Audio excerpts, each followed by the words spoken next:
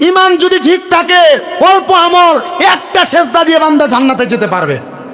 আল্লাহ আমাদেরকে কবুল করুন, আমিন পড়ে, আরো জোরে পড়েন আমিন। তো যেই কথা বলতেছিলাম আমার বাবারাম, আপনি যদি বিছানার মধ্যে প্রস্রাব পায়খানা করে দেন, মানুষ চিন্তা করবে হায়রে দেখ শুনি, বান্দার সামনে মনে হয় আজরাইলের আগে দুইজন ফেরেশতা আগমন করেছে, বড় ভয়ঙ্কর। এবার আজরাইল যখন কোন বেঈমান, বেআমল, বেনামাজি, হারামখোর, সুদখোর, মিথ্যাবাদী, পরের হক খানেওয়ালা, ওজনে কম দেনেওয়ালা ব্যক্তির সামনে হাজির হয়, বান্দা আজরাইলকে বলতে লাগে, আজরাইল আমার রুহু এখন কবজ করো না, আর পরে করো, আমি কবরের জন্য কোনো সামান রেডি করি নাই। তার মানে বোঝা যায় কবরের জন্য কিছু সামান নেওয়া লাগবে, আমল। শ্বশুর বাড়িতে যাইতে মিষ্টি নেন, ফল নেন, সুন্দর সুন্দর পিঠাপুলি নাস্তা নিয়ে যান। কবরে যাইতে তো কিছু নেওয়ার দরকার, কবরে যে থাকবেন এতদিন। এই আজরাইল আমি কবরের প্রস্তুতি নিতে পারি নাই। আজরাইলের সঙ্গে কথা বলার সময় বান্দার দুইটা চোয়ালের মাঝখানে, বান্দার দাঁতগুলার মধ্যে বান্দার জিহ্বাটা আটকা পড়ে যাবে। বান্দার জিহ্বা যখন আটকা পড়ে যাবে রে বাবা, ওই সময় বান্দাটা আর কথা বলতে পারবে না। চোখের ইশারা দিয়ে বোঝানোর চেষ্টা করবে, ওই বান্দা চোখের ইশারা দিয়ে বুঝাবে কেমনে? আজরাইলের চেহারা তো বড় ভয়ঙ্কর, বড় মারাত্মক। বান্দা আজরাইলের দিকে তাকাইলে, আজরাইলের ভয়ঙ্কর চেহারা দেখলে বান্দার চোখ উল্টে যাবে। হায় রে! এবার আজরাইলের রূহ কবজ করার জন্য বান্দার বুকের মধ্যে হাত দিবে। একটা বান্দার রূহ কবজ করার 40 দিন আগে আজরাইল আইসা তার বাড়ির ডাইনে বামের সামনে পেছনে ঘুরতে থাকে। কেন? ওই বান্দারে মৃত্যুর সিগন্যাল দেয়, বান্দা টের পায় না। দেখবেন মানুষ মারা যাওয়ার আগে শরীর দুর্বল হয়ে যায়। কেন? কারণ বান্দার শরীরে ইমানের কারেন্টের পাওয়ার নাই। ইমান যদি থাকতো, পাওয়ার যদি থাকতো, মরার সময় বান্দা দুর্বল হইতো না। বান্দা কালিমা পড়তে পড়তে মরতো, করা হতন ঠিক কিনা? এ আব্বুজিরা গো, এ যুবক ভাই, এই মুরব্বী বাবা, এবার যখন বেঈমান বেআমলের বুকের মধ্যে হাতটা দিবে, বান্দার কাছে মনে হবে সমস্ত পৃথিবীর বড় বড় পাহাড়গুলা বান্দার বুকের উপর চাপায়া দেওয়া হয়েছে। হায় রে কষ্ট রে! বান্দার শরীর থেকে যখন রূহটা নেওয়া হবে, ওই বান্দার কেমন কষ্ট হবে? পয়গম্বর ইদ্রিস আলাইহিস সালাতু ওয়াস সালাম বলতেছে, একটা জীবিত ছাগলকে, বকরিকে যদি লম্বা করে লটকায়া দিয়া জীবিত অবস্থায় শরীরের চামড়াটা টাইনা টাইনা জীবিত অবস্থায় ছিললে একটা বকরি ছাগলের যত কষ্ট হবে, ওই বান্দার তত কষ্ট হবে। হায় রে কষ্ট রে! শুধু এই কষ্ট না, বান্দার রূহটা যখন নিয়ে যাবে, আজরাইলে একটা কাপড় দ্বারা আজরাইলের নাকের মধ্যে এমন ভাবে ঢিপি লাগাবে, ঘোড়া দিবে, ঢাকনা দিবে। আজরাইল আলাইহিস সালাতু ওয়াস সালাম বান্দার রূহ নিয়ে উপরের দিকে যাবে। হায় রে!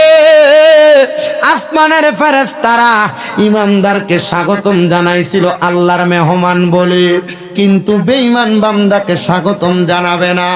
বেঈমান বান্দার দিকে থু থু নিক্ষেপ করবে। আজরাইল বলবে, কেন রে তুতো নিক্ষেপ কর? বলে, বান্দা গুনাহ করতে করতে বান্দার রূহটা একটা দুর্গন্ধযুক্ত রূহ হয়ে গেছে, এই জন্য আমরা বান্দার দিকে থুতু নিক্ষেপ করি। ও বাবাজিরা, শুধু থুতু নিক্ষেপ করা শেষ না, আসমানের দরজা বন্ধ, ডাইনে বামের দরজা বন্ধ। তোমার জন্য জায়গা ঠিক করা হয়েছে জাহান্নাম।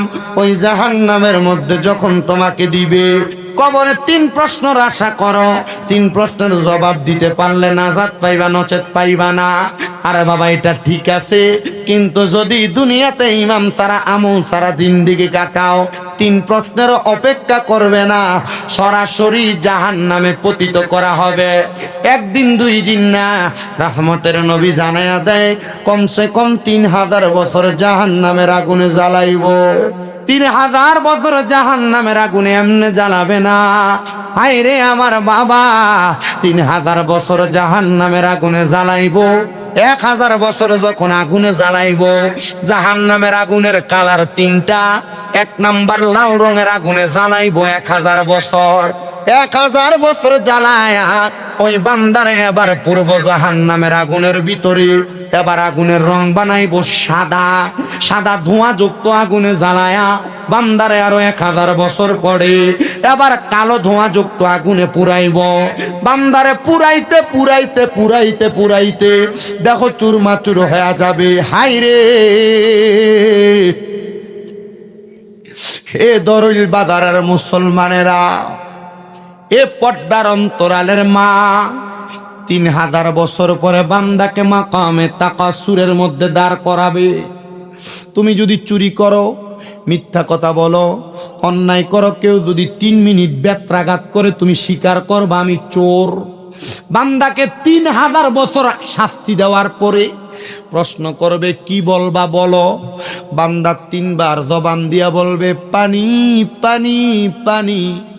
সাহাবাই কেরাম কান্দে, ইয়া রাসূলুল্লাহ পানি কি দেওয়া হবে? বলে হ্যাঁ। নবী কেমন পানি? দুনিয়ার পানির মতো পানি না। অন্যান্য জাহান্নামীদেরকে যেই জাহান্নামের আগুনে পুরাইছে এদের রক্তপুষগুলা গইলা গইলা নিচে পড়ছে হাবিয়াতে। ওই রক্তপুষগুলা লোহার একটা গরম পাত্রে গরম কইরা আগুনের কয়লা যেমন তাপযুক্ত এমন তাপযুক্ত পাত্রের মধ্যে কইরা পানি দেওয়া হবে। সাহাবায়ে কেরাম বলে নবী গো এগুলা খাবে? আরে হাদিস শরীফ কই পানির নাম তিনাতুল খাবাল। এই তিনাতুল খাবাল যখন দিবে বান্দা এত বছর জ্বলার পর বান্দার কলিজা পর্যন্ত শুকিয়ে যাবে। পানি নাই, তরল পদার্থ নাই, বান্দা কি পান করবে? তখন পানি না পায়া বান্দা তিনাতুল খাবাল রক্ত পুষ খাইব। বান্দার জিব্বা গলে যাবে, বান্দার কলিজা গলে যাবে, বান্দার ফেসফাটা তিলে গলে যাবে, বান্দার নারী বুড়িগুলা গলে যাবে, বান্দার পায়খানার রাস্তা দিয়ে গলে গলে পড়বে। আমার নবী যখন এই কথা বলে তখন নবীর 40 জন সাহাবীর একবারে বেহুশ হয়ে গেছে। 30 জন গড়াগড়ি করে কান্দে আহলে সুফার 70 সদস্য। নবী গো কেমনে সহ্য করবে কবরের আযাব? খবরেরই আযাব যদি মানুষ দেখিত, গরবারি ছাড়িয়া পাগল হইতো। বন্ধু নাই রে, বান্ধব নাই রে, যেই জায়গায় সেই জায়গারও বন্ধু নবী মুস্তাফায়। ডাইনে মাটি বামে মাটি, মাটির বিছানা, উপরেতে দেখবা চাইয়া বাঁশের কারখানা। কত রঙিন কাপড় পরলা এই দুনিয়ার মাঝে, মরার পরে সাদা কাপড় পরাইব তোমারে। নাকে কানে তুলা দিবে, গরম পানির গোসল দিবে, হাতর লোবান ছিটায়া দিবে কাফনের উপরে। পুরুষ হইলে 3টি কাপড়, বাইজান নারী হইলে 5। হিসাব কিন্তু দিতে হবে কবরের মাজার। মুনকার নকির আসবে যখন তোমার কবরের ভিতরে, কলিজা তোর ফেটে যাবে ডরার ভয়েতে। হাসরেতে হইবা শামিল হাইরে গামের সাগরে। সূর্য তোমার থাকবে ভাইজান 1 বিঘায় উপরে।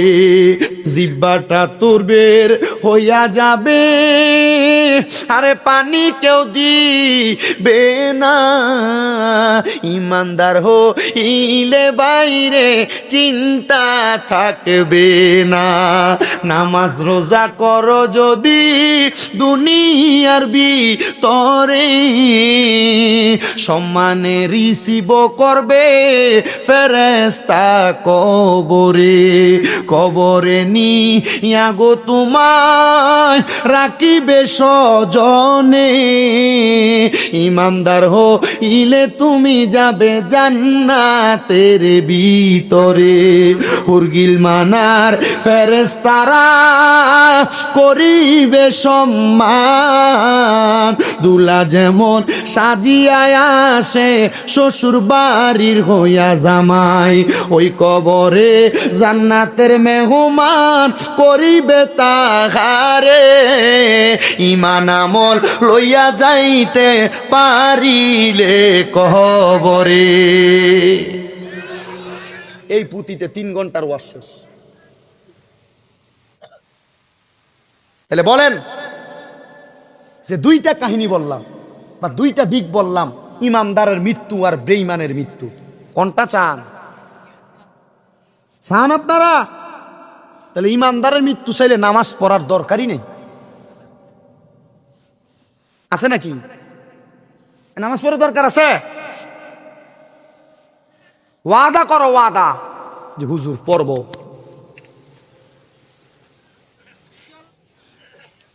ইনশাল্লাহ ঠিক থাকবে ইনশাল্লাহ। আমার সাথে 2-3 জন আছে যে হুজুর এরা মাহফিলে ওয়াদা করায় নামাজ পড়বো হুজুর। আমি ওয়াদা করাই না, কারণ এ ওয়াদা করে এরপরে আর নামাজ। কত ছেলে মেয়ের মা বাবা মারা যাওয়ার পর জানাজার মাঠে দাঁড়াইয়া ওয়াদা করে আর নামাজ ছাড়বো না, এরপরে সে 2 দিন 3 দিন 4 দিনের পরে নামাজের খবর নাই। কথা বলেন না কেন? আর কষ্ট নামাজ ছেড়ে দিবেন না, নামাজ ছাড়া যাবে না। আল্লাহ বুঝার তৌফিক দান করুন। আরো জোরে পড়ে না আমিন। আপনাদের কষ্ট হইতেছে নাকি? তাহলে যা বলছে এটার উপর আমল চলবে, আমল চলবে, আল্লাহর প্রতি তাওয়াক্কুল থাকবে। আল্লাহ সেই তাওয়াক্কুল আমাদের সিনাতে, আমাদের রুহুতে দান করুন, পড়ে না আমিন। যেই কথা শেষ করছি বাবারাম,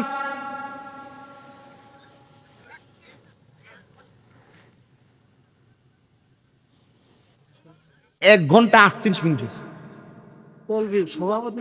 সভাপতি সাহেব কি বলেন আপনি? আপনি কি আপনি ঘুমাবেন না?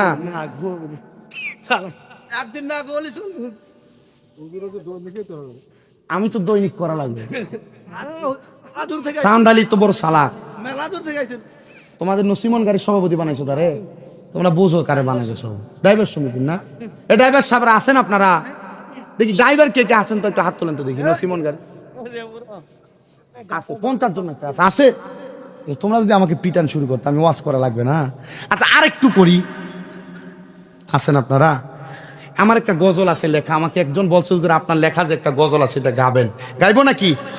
আমার জায়গা হবে নি আমার মরা লাশের লাইগা, মসজিদের পাশে আমার কবর দিও, কইরাই আমার জায়গা হবে নি, আমার জায়গা হবে নি আমার মরা লাশের লাইগা, মসজিদের পাশে আমার কবর দিও, কইরাই আমার জায়গা হবে নি। জগৎবাসী রে আমি যেদিন যাব মারা দুনিয়া ছাড়িয়া, ভাই বন্ধু আত্মীয় স্বজন যাবে রে বলিয়া, কষ্ট হইল 3.5 হাত মাটি দিও, কইরাই আমার জায়গা হবে নি, আমার জায়গা হবে নি আমার মরা লাশের লাইগা, মসজিদের পাশে আমার কবর দিও, কইরাই আমার জায়গা হবে নি। এলাকাবাসী রে আমি যেদিন যাব মারা দুনিয়া ছাড়িয়া, রঙিন জামা কাপড় সবই নিবারে খুলিয়া, সাদা মার্কিন কাপড় আমায় দিবারে পরায়া, আমার